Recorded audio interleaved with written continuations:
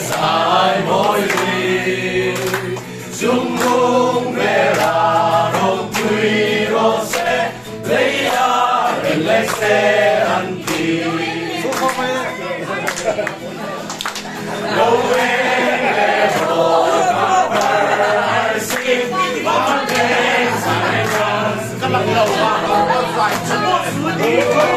cho nó gần hoa người nên hoa lên thì nó không chịu áo quang là rí su mai luôn